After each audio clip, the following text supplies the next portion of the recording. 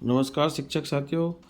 हमारे कई शिक्षक साथियों के लगातार फ़ोन आ रहे हैं कि सर स्थानीय परीक्षा कक्षा 4 से 6 आज 7 तक जो अभी आयोजित होने वाली है, उनमें रिजल्ट शीट कौन सी लेना है, उसके बाद प्रगति पत्रक जो अपने प्रगति पत्रक है वो कौन से लेना है।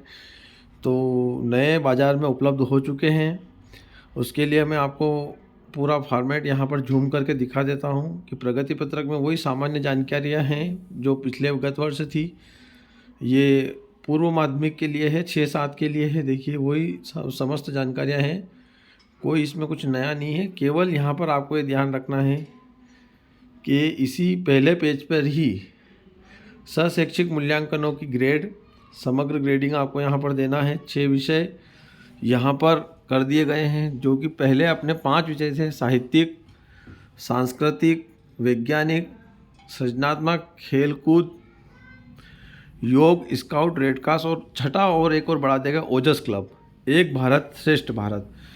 ये ओजस क्लब इसलिए बढ़ाया गया है कि आपको पता है कि हमारे यहाँ यूथ इक्को क्लब की राशि 5,000 रुपये प्रत्येक प्राथमिक शाला और माध्यमिक शाला में डिजिगो पोर्टल पर जारी हुई थी।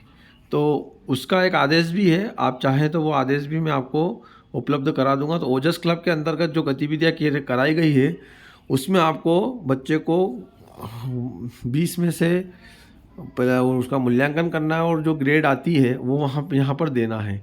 तो इस नए जब भी आप नया कार्ड खरीदें तो ये ध्यान रखें कि उसमें छठा विषय होना जरूरी है। व्यक्तिगत सामाजिक गुणों का मूल्यांकन की ग्रेड पिछले वर्ष के भांति ही लास्ट ईयर जो अपने 10 विषय थे वही है: नियमितता, समयबद्धता, स्वच्छता, अनुशासन, कर्तव्यनिष्ठता, सहयोग की भावना, पर्यावरण के प्रति संवेदनशीलता, नेतृत्व की क्षमता, सत्यवादिता, ईमानदारी और अभिवृत्ति। इन सभी की ग्रेड किस आधार पर देना है, इसका भी एक आदेश राज्य शिक्षा केंद्र से जारी हुआ था। यदि वो किसी शिक्षक साथी को चाहे तो आप मेरे नंबर पर मैसेज करके मांग सकते हैं। उसके बाद कुल शिक्षण दिवस, विद्यार्थी की उपस्थिति, हस्ताक्षर कक्षा अध्यापक और हस्ताक्षर अभिभावक।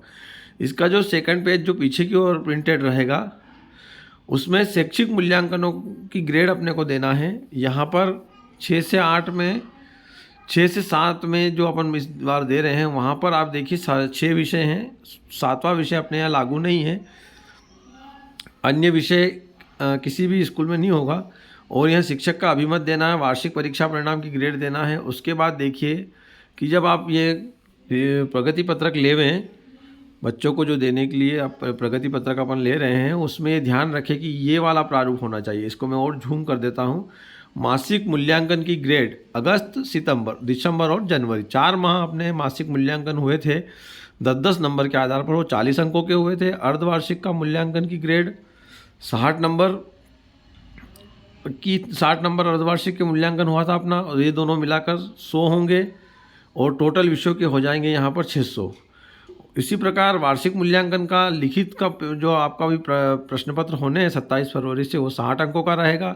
और प्रोजेक्ट कार्य मूल्यांकन के 20+20 कुल मिलाकर प्रोजेक्ट के 40 में से आपको यहाँ पर ग्रेड देना है उनको।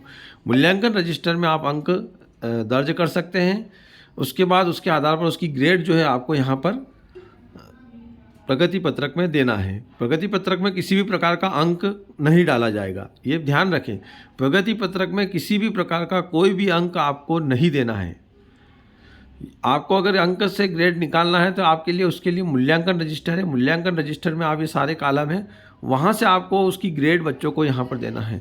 मैं एक बार फिर दोहरा रहा हूँ, प्रगति पत्रक में किसी भी प्रकार का कोई भी प्राप्तांक नहीं लिखना है। उसके आधार पर कुल अंक 100 के आधार पर समग्र ग्रेड। ये जो आपकी वार्षिक परीक्षा में 100 में से जो बच्चा लाया उसकी फिर आपको यहाँ पर ग्रेड देना है। उसके बाद मासिक, अर्धवार्षिक एवं वार्षिक मूल्यांकन के कुल 200 के अंक के आधार पर समग्र ग्रेड।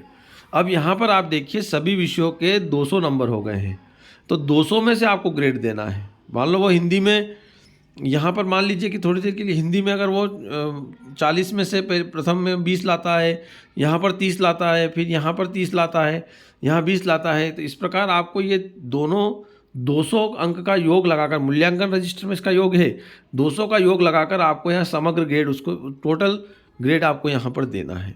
तो ये वाला प्रगति पत्रक आपको बाज़ार से क्रय करना है, बाज़ार में यह उपलब्ध है, आप इसको क्रय कर सकते हैं। ये थी माध्यमिक, पूर्व माध्यमिक के लिए प्रगति पत्रक की बात। उसी प्रकार आप देखिए प्राथमिक शालाओं के लिए जो कि अपने को केवल कक्षा 4 का ही लेना है, क्योंकि हो सकता है कक्षा 3 की परीक्षाओं का टाइम टेबल राज्य शिक्षा केंद्र से जारी किया गया हो सकता है, परीक्षा भी हो सकती है, तो आप वो थोड़ा अभी धैर्य रखें। तीसरी का आप देख सकते हैं कि वो उसका FLN से होगा या FLN के द्वारा मतलब मूल्यांकन होगा। अगर यदि उसके पेपर आते हैं 27 को, तो आपको फिर ये वाला प्रगति पत्रक कक्षा तीसरी के लिए भी तैयार करना पड़ेगा। अभी इसकी कोई सूचना अभी हमको प्राप्त नहीं हुई है।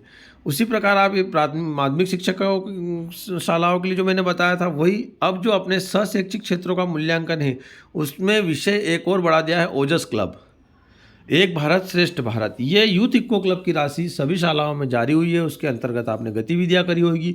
उन गतिविधियों के आधार पर आपको यहाँ बच्चों को ग्रेड देना है। और इसके अलावा लास्ट ईयर जो निर्देश थे सभी विषयों के लिए, वो है ही सही। यहाँ पर भी आप देख लीजिए, नए प्रगति पत्रक में अगस्त, सितंबर, दिसंबर, जनवरी, ये जो है मासिक मूल्यांकन की 40 में से आपको ग्रेड देना है। अर्धवार्षिक की 60 में से आपने निकाल ही लिया होगा, वो ग्रेड यहाँ पर लिखना है। वार्षिक मूल्यांकन का जो पेपर 60 का लिखित का होगा, उसकी ग्रेड, फिर प्रोजेक्ट कार्य के जो 40 नंबर अपन ने लिए हैं उसकी ग्रेड, और कुल 100 में से ग्रेड। वार्षिक मूल्यांकन में दोनों 100 की एक ग्रेड भी आपको लिखना है। अतः ये 100 और अर्धवार्षिक मूल्यांकन और मासिक मूल्यांकन के 100 दोनों मिलाकर 200 अंक होंगे। 200 में से उसको कितनी ग्रेड आई है प्रत्येक विषय में, वो आपको यहाँ पर लिखना है। और ये प्रारूप मैंने डाल दिया है। अगर किसी को इसकी PDF चाहिए तो वो मेरे को व्यक्तिगत फ़ोन लगा सकता है। रिजल्ट शीट के बारे में मैंने आपको पहले ही बता दिया है, इसके बारे में एक वीडियो पहले ही बना दिया है। चूँकि वीडियो लंबा ना हो और आप बोर ना हो, इसलिए इसको मैं यही समाप्त करता हूँ। धन्यवाद साथियों। और इसके अलावा भी कोई जानकारी चाहिए तो आप मुझे फ़ोन पर कांटेक्ट कर सकते हैं। धन्यवाद।